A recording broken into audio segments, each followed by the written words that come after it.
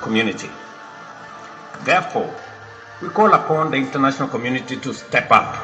Some might say that Felix ndagira ngo wumve iki ni ikinyamakuru cyahara muri Kenya cyari kirimo kivuga cyangwa se kigaruka ko nama iherutse kubera hara muri Tanzania yari yahuje imiryango ibiri wa EAC ndetse na SADC. Uyu munsi ndaje ngo turebere hamwe impamvu zaba zaratumye His Excellency Felix Tshisekedi atitabira iriya nama, kandi ikibazo bari bagiye kwigaho cyangwa se mbega ibintu bari bagiye kuganiraho niwe byarebaga ahanini, kuko mbega ni ikibazo kiri kubera mu gihugu cye nicyo bari bagiye kwigaho ngo barebe kuntu bagikemura. Ahangaha rero turagenda wenda tugaruka ku magambo amwe namwe yagiye avugwa na bino n'iki gitangazamakuru cyahara muri Kenya. Turagenda tuyifashisha turebe ngo nizihe mpamvu zaba zaratumye Felix Tshisekedi atitabira iriya nama. Rero reka mbanze mubwire ngo reba hasi aho ngaho ubanze ukande subscribe kugira ngo Niramba TV itere imbere, nurangiza ukande no kunzogera kugira ngo buri kiganiro cyose uzajya ubasha kukibona. Rero reka twari dutangiye twumva uwitwa uriya yari William Ruto, ari nawe uhagarariye EAC ubu ngubu. EAC nyine ni biriya bihugu bihuriye mu muryango wa Afrika w'Iburasirazuba. Uwo yari William Ruto. The broader global community. Therefore, we call upon the international community to step up. some might Ahangaha iki gitangazamakuru cyari gitangiye mbega gishyiramo amajwi ya William Ruto cyangwa se ari nawe uhagarariye EAC, aho William Ruto yararimo avuga ati turahamagarira umuryango mpuzamahanga ngo wongere imbaraga cyangwa se utera intambwe wigira imbere, mbega bisa nkaho ari gushaka mbega ubufasha bw'umuryango mpuzamahanga ngo barebe kuntu bakemura kino kibazo. Uwo yari William Ruto. Ngira ngo dukomeze twumva amwe mu magambo kino kinyamakuru cyagiye cyifashisha, asigaye turaza kugera ku mpamvu zaba zaratumye Tshisekedi atitabira iyi nama. say that Felix Tshisekedi is an evil man. That is why he refused to physically attend the East African Community and Southern African Development Community Summit in Tanzania. Ahangaha uyu munyamakuru wa muri Kenya akomeza agira ati hari abantu batangiye kuvuga ko uriya Felix Tshisekedi ari umugabo mubi cyane ndetse w'umugome. Ati kubera ko biragaragara ko ariyo mpamvu yaba yaranze kwitabira iyi nama yari yahuje imiryango ibiri yombi, ari EAC East African Community ndetse na SADC Southern African Development Community. Iyo nama ikaba yarabereye muri Tanzania. Ati byagaragaye ko mbega ariyo mpamvu uyu mugabo Felix Tshisekedi atayitabiriye, ni ukubera ngo ari umugome cyane cyangwa se ari umuntu mubi pe. We're going to start with remarks from His Excellency Dr. William Samuel Ruto, CGH, President of the Republic of Kenya and Chairperson of the East African Community. However, ahangaha ndagira ngo twumve batugaruye muri ya nama neza bakijya gutangira cyangwa se inama mbega ikijya gutangira yari yabereye hariya muri Tanzania. Uwo nguwo mwumvaga yari umusangiza w'amagambo cyangwa se biriya bita MC. Uyu nguyu niwe mbega wari uri kugenda atanga amagambo. Murabizi inama zabaye hari umuntu ubushinzwe kugenda ahereza abantu mbega icyo bavuga ngo batangire bavuge. Ahangaha rero yaratangiye avuga ati tugiye gutangirana na His Excellency Dr. William Ruto atangire atubwira ari we mbega atangira agira icyo avuga. Noneho agakomeza agira ati kandi mbega yakomeza agaragaza na tikire afite muri uriya muryango wa EAC, ariho yakomeza agavuga ati niwe perezida wa Repubulika ya Kenya kandi akaba ari nawe chairman wa EAC East African Community. if you ask Felix himself, his absence had nothing to do with malice or a grudge against his fellow African presidents. Ahangaha batugaruye kuri Felix Tshisekedi. umunyamakuru yararimo agira ati ngiyo ubajije Felix Tshisekedi ubwe impamvu mbega atabonetse mu nama cyangwa se mbega atitabiriye iriya nama, avuga ko mbega nta bintu by'agasuzuguro byari birimo kandi ko nta n'inzika yari birimo, ahubwo mbega nta nzika yari afitiye bari abagenzi be b'ibihugu. Niko we Felix Tshisekedi avuga ati mbega nta kintu kibi nta gikuba cyacitse ndetse nta n'inzika nge nari mbafitiye kuba ntaritabiriye inama. Instead, it was about something far more unsettling, something that needed urgent attention. Ati ahubwo Felix Tshisekedi we akavuga ko mbega byari nk'ikintu cyihutirwaga cyangwa se byari bikenewe ko ngewe mbanza nkagira gute nkacyitondera, ngo ni ikintu we yagombaga kwitondera cyihutirwaga, mbega bisa nkaho we hari nk'akantu mbega kamuteganyije katumye atajyayo, niko we ngo yavuze Felix Tshisekedi.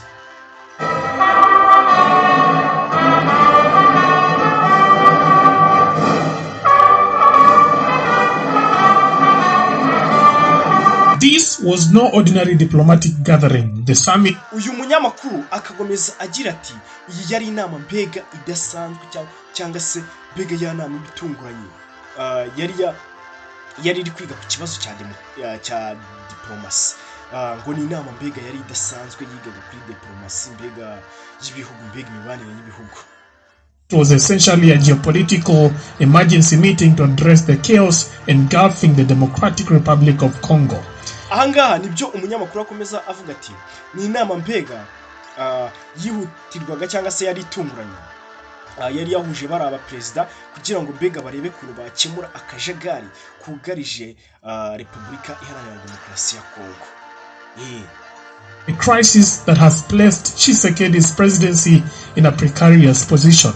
Ati umunyamakuru agakomeza agira ati kandi iki kibazo cyangwa se mbega aka kajagari birasa nkaho kari gushyira ubutegetsi bwa His Excellency Felix Tshisekedi, mbega bisa nkaho biri gushyira ubuyobozi bwe mu kaga cyangwa se mbega bisa nkaho biri kumushyira mu kangaratete. Broader global community. Therefore, we call upon the international community to step up. The world watched as a powerful lineup of African leaders, including Kenya's William Ruto, Uganda's Yoweri Museveni, Tanzania's Samia Suluhu, and Rwanda's Paul Kagame, converged in Tanzania. SADC heavyweights Cyril Ramaphosa and Zimbabweans Emerson Mnangagwa also joined in. Yet, ahangaha umunyamakuru yakomeje agira ati mbega isi yose yari ihanze amaso aba perezida ba Afrika bibikomerezwa cyangwa se bibihangange, harimo ubwo nabari bitabiriye iriya nama, mbega isi yose yari bahanze amaso. Harimo witwa William Ruto ari nawe uyoboye EAC, akaba ari na perezida w'igihugu cya Kenya. Harimo His Excellency Yoweri Kaguta Museveni, wari perezida w'igihugu cya Uganda. Harimo Samia Suluhu ari nawe perezida wa Tanzania. Noneho harimo na His Excellency Paul Kagame, ni perezida w'igihugu cy'u Rwanda. Abo bose bari bahuriye mu nama hariya Tanzania. Umunyamakuru agakomeza agira ati ndetse hari n'abari baturutse muri uriya muryango wa SADC, twibuka ko n'ubundi iyi nama yarimo ihuza imiryango ibiri. Ati muri SADC harimo Cyril Ramaphosa ndetse na Emerson Mnangagwa wo muri Zimbabwe. Abo bose nabo bari bahari.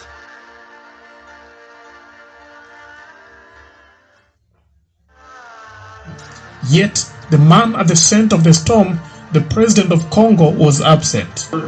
Ati ariko umunyamakuru agakomeza agira ati nyamara ariko mbega umugabo nkaho mbega umugabo w'ikibazo cyarebaga cyangwa se mbega uw'ikibazo cyarebaga we ntabwo yari ahari, ari we perezida w'igihugu cya Congo. We ntabwo yari ahari, mbega yari ari abusa, ntabwo yari ahari pe. EAC SADC initiative on this matter to be supported by a strong secretariat. Instead of a firm handshake with his regional counterpart, Tshisekedi chose the comfort of a virtual screen.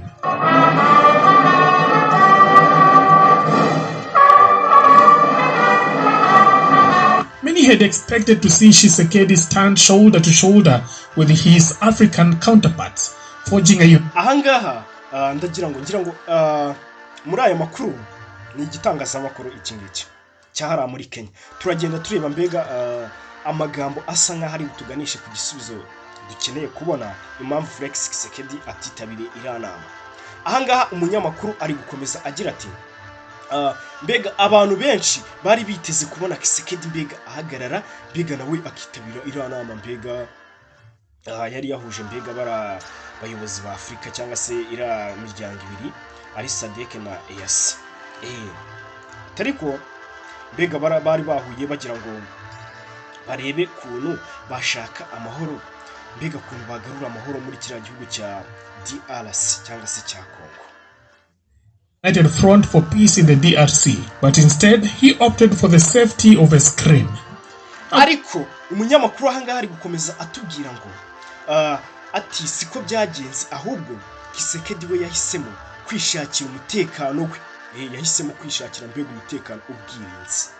The question is why, despite his earlier ahangaha bari gukomeza batubwira ngo ese ikibazo ni kubera iki byabaye commitments to attend in person, why did he ultimately refuse to show up physically? Ati kubera iki nubwo wenda bwa mbere ntago yigize agaragaza ko mbega yari kwitabira ya nama yasingira ngo mwarabibonye, atari ko se noneho kubera iki atitabiriye mbega imbona nkubone murabizi ko yakoresheje uburyo bwa online cyangwa se birambega bya internet, ukaba uri mu nama ariko nyine utaraha abandi bari, nibwo buryo yakoresheje muri ya nama yari yahuje SADC na EAC. Ahangaha ikibazo rero bari kwibaza cyangwa se ikibazo uyu munyamakuru ari kurezinga, ari kuvuga ati cyangwa se ari kubaza ngo kubera iki Felix Tshisekedi atagaragaye imbona nkubone muri iriya nama.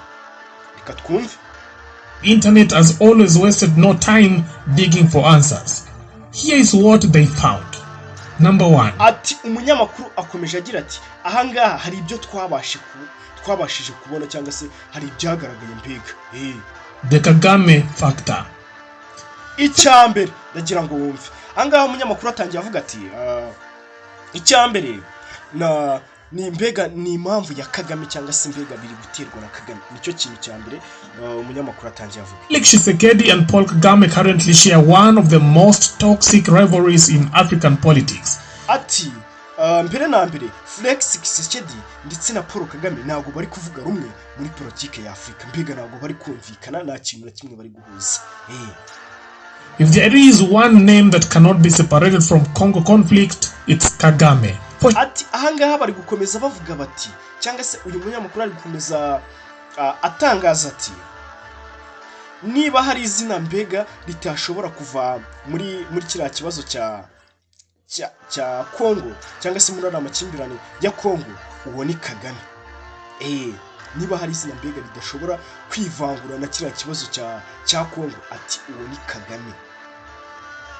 Tshisekedi Kagame isn't just a neighboring president. Ndagira ngo umva aya magambo. Uyu munyamakuru arakomeza agira ati mbega ku ruhande rwa Tshisekedi we avuga ko mbega Kagame atari umuturanyi, ati mbega ntago ari perezida w'umuturanyi we, ati we si umuturanyi we pe, niko Felix Tshisekedi we ngavuga. Is the man Tshisekedi accuses of fueling the M23 rebellion that has wreaked havoc in eastern Congo. Ati Tshisekedi we agakomeza ngagira ati mbega Paul Kagame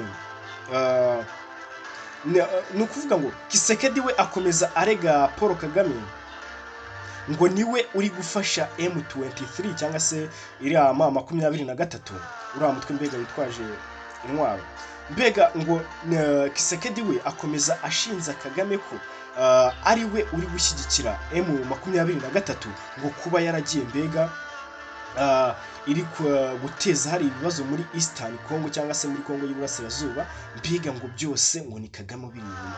Icyo kirego Felix Tshisekedi ari gushinza His Excellency Paul Kagame.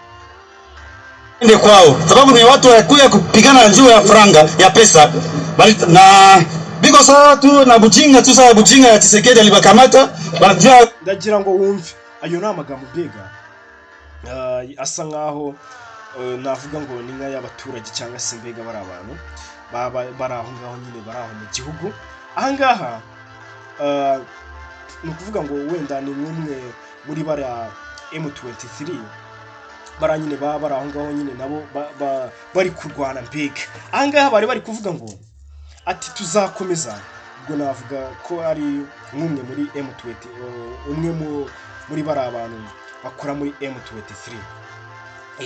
Yari arimo agira ati tuzakomeza paka tubagezeho, ati kubera ko nitwe tuzi agaciro k'iki k'amafaranga, ati tuzakomeza paka tubagezeho. Ahangaha nyine bari gusa nkaho bagaragaza ko nta bushake bwo kuba bahagarara mbega bafite,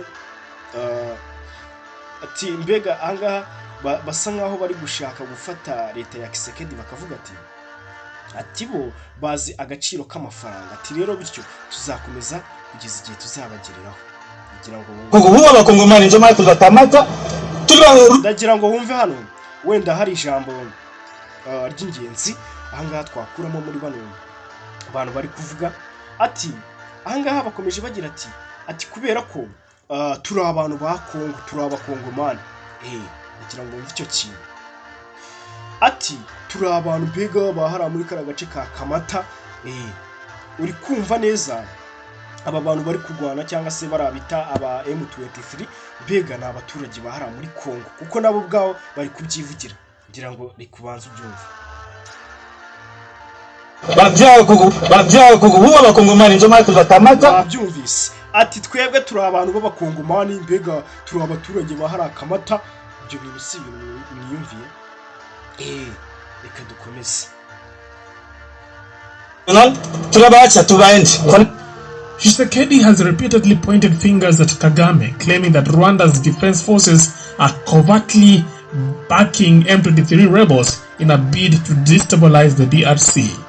Ndagira ngo wumve noneho ahangaha ngira ngo tugeze aho ku ruhande nanone rwa Kisekedi, icyo Kisekedi wenda abivugaho.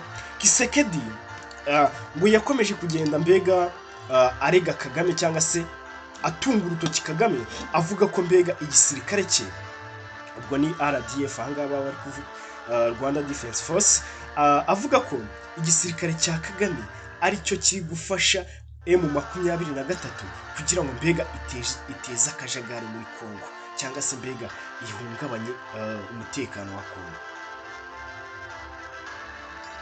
Solemnity that the situation demands. The security crisis in the eastern provinces, North Kivu, South Kivu, and Ituri, has escalated to an unprecedented level. Rwanda's defense forces, in support of ahangaha ngira ngo bari gukomeza bavuga ati mbega ikibazo cy'umutekano wahara muri Kongo y'Iburasirazuba, uri kuvuga ngo ibyo byose biri kuba muri Nord Kivu cyangwa se muri Kivu y'Amajyaruguru, ndetse no mu majyepfo ya Kivu ndetse no mu gace bita Ituri. Aho hose umutekano waho uri mu kangaratete cyangwa se biga warahungabanyijwe. Bivuga ko bagakomeza bagira ati nkuko twabigarutseho haruguru ngo mbega igisirikare cy'u Rwanda nicyo cyaba kiri gufasha M23 kuba mbega yagaba ibitero hariya muri Kivu cyangwa se muri Kongo y'Iburasirazuba. M23 puppet militia continue their terrorist operations on our soil, spreading terror and devastation among our people. I share in your pain and outrage at these barbaric attacks. Kagame, of course, denies these allegations, but the tension between the two leaders has reached boiling point. Ndagira ngo wumve Kagame nawe katwumve icyo bivugaho. Kagame we ngo biriya byose nyine Kisekedi amurega we arabihakana. Arabihakana, ahubwo nyine ikintu cyaba ngo gikenewe mbega nuko abayobozi bombi cyangwa se ari Felix Kisekedi na Paul Kagame bo bahura mbega bakaba babiganiraho. That these are from Rwanda, or the M23 are not Rwandans, please. These are Congolese, and one time he accepts it, then another time he says no, part of it is yes, and then the other part is from Rwanda, and these are the. He keeps on, and how do we, leaders of our own countries, accept this to go on forever and just accept that we shall be manipulated by Tshisekedi or whoever is supporting him?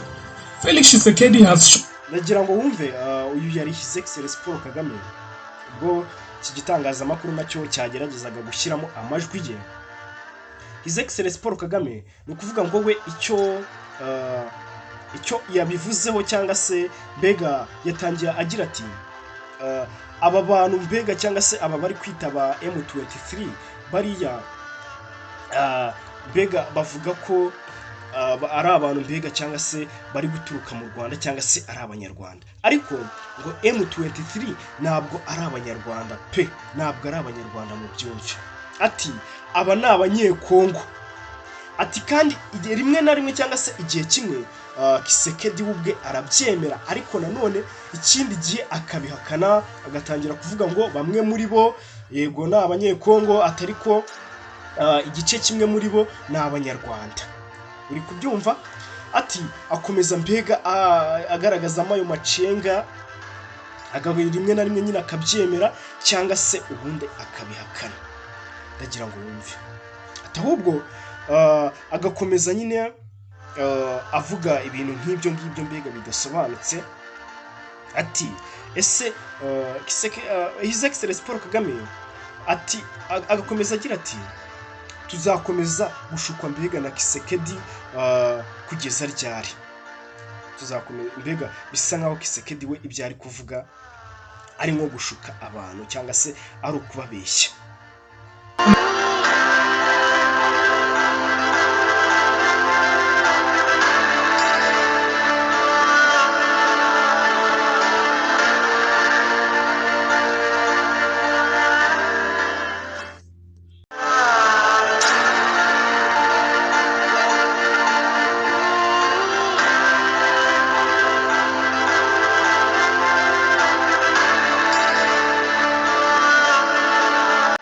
ask him what he truly wants, he would likely say one thing.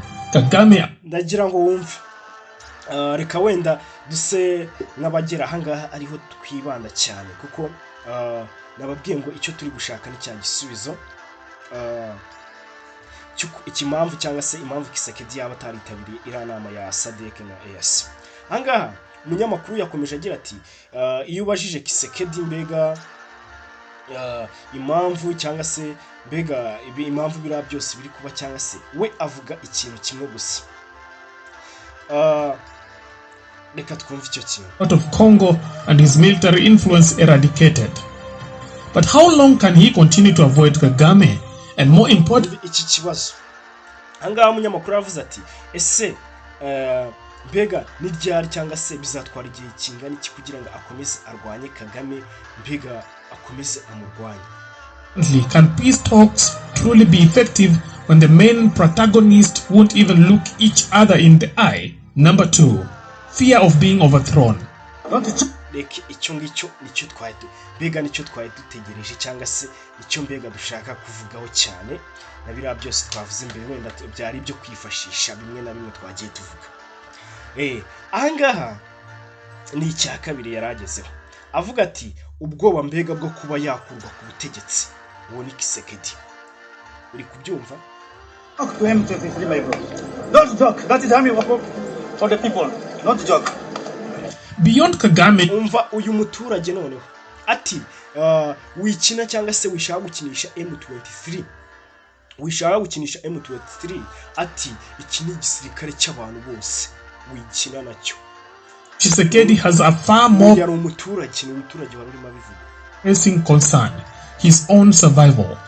The resurgence of the nagira ngo wumve nyuma yake wenda byo ngibyo nyuma ya Kagame Kisekedi we mbega Kisekedi we ari kugaragaza mbega n'ibintu by'ubwoba cyangwa se we ari gushaka mbega kurokora amagara ye kwirwanaho mbega. The three rebels has become his worst nightmare.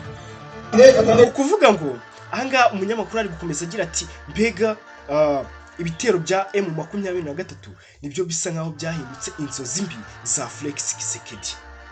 And their rapid territorial gains have raised the alarming possibility of a march on Kinshasa, his very own seat of power. Leading the charge is Corneille Nangaa, the former Electoral Commission chief turned rebel kingmaker.